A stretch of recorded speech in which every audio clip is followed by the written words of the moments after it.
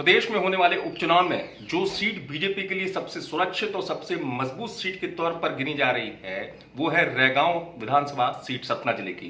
तो क्या बीजेपी के सबसे मजबूत किले में बीजेपी का खेल बिगड़ जाएगा? जी हां, जो थे टिकट के सबसे बड़े दावेदार वो हो चुके हैं क्या खेल बिगाड़ने को तैयार। मैं बात कर रहा हूं रैगांव सीट के सबसे बड़े दावेदार दिवंगत विधायक जुगल किशोर बागरी के बेटे पुष्पराज बागरी की, जो कि टिकट के सबसे बड़े दावेदार थे। टिकट मिला नहीं, बात सामने निकल कर आ गई कि भाई भाई में यानी देवराज बागरी जो उनके भाई हैं और पुष्पराज बागरी में समन्वय नहीं था। दोनों में आपसी मतभेद के चलते तीसरे शख्स को टिकट मिल गया, यानी प्रतिमा बागरी जो है बीजेपी की, उनको टिकट मिल गया। लेकिन अब समीकरण बदल गया है, टिकट बदला, समीकरण भी बदल गया। पुष्पराज जो है उनके जो तेवर है उसमें पीड़ा साफ नजर आ रही है। सुनिए।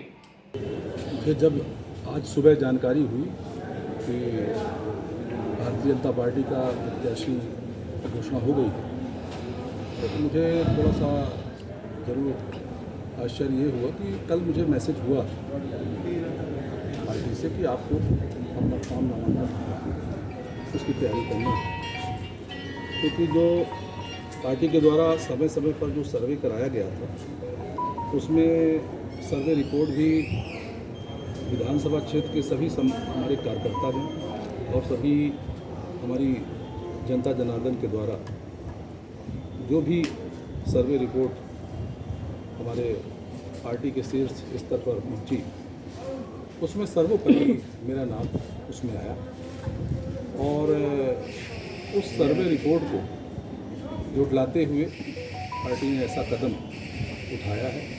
ये उनका जो निर्णय जो हुआ है वह पार्टी ने अपना जो भी निर्णय लिया है वो अपना, मुझे बड़ा अफसोस हुआ क्योंकि मैं पिछले 20 वर्षों से लगातार पार्टी की पूरी निष्ठा से पूरी ईमानदारी से रैगांव विधानसभा क्षेत्र के जन जन की सेवा में मैं लगा रहा।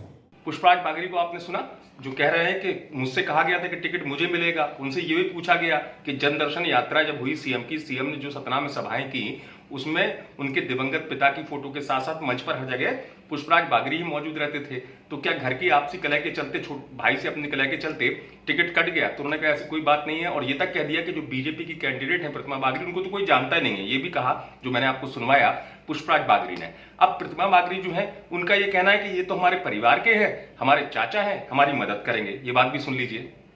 जी, काफ़ी अटकलों के बाद बीजेपी ने आप पर भरोसा जताया है, उस भरोसे पे कितने कायम रह पाएंगे? 110%। जनता का आशीर्वाद क्या मिलेगा आपको? बिल्कुल पूर्ण बहुमत से जीतेंगे। किन मुद्दों के साथ आप मैदान पे होंगे? मैं गर्ल्स एजुकेशन को लेकर बहुत ज़्यादा जो मेरा मानना है कि गर्ल्स एजुकेशन होना चाहिए और गर्ल्स एम्पावरमेंट होना चाहिए, उसी को लेकर। देखिए, चुनाव में पहले जो खबरें आ रही थी कि पुष्पराज बागरी और उनके परिवार को टिकट मिलना था, तो क्या लगता है इससे कुछ नुकसान होगा आपको, क्योंकि वो भी कहीं ना कहीं निराश होंगे? नहीं, कोई नुकसान नहीं, क्योंकि मेरा परिवार है, मेरे चाचा जी हैं, तो भरपूर मात्रा में मेरा समर्थन करेंगे, मेरा सहयोग करेंगे और मेरे साथ कंधे से कंधा मिलाकर खड़े रहेंगे। तो बीजेपी कैंडिडेट जरूर कह रही हैं कि मदद करेंगे, लेकिन यहां समीकरण बदल चुका है। समीकरण ऐसे बदला, जिस भाई को लेकर कहा जा रहा था, उनके भाई को लेकर के आपसी मतभेद है। उनके भाई देवराज बागरी अपनी पत्नी को नामांकन फॉर्म दिलवा चुके थे 2 दिन पहले, तो कहा गया 2 भाइयों की आपसी कलह के चलते तीसरे को टिकट मिल गया।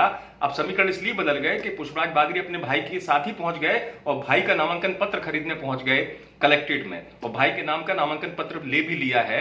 यानी कि अब सहमति बनती इस बात पर नजर आ रही है कि देवराज जो है वो चुनाव लड़ेंगे, उनकी पत्नी चुनाव नहीं लड़ेगी। तो कुल मिला के समीकरण कैसे बदलेगा? बीजेपी का मजबूत गढ़ है ये।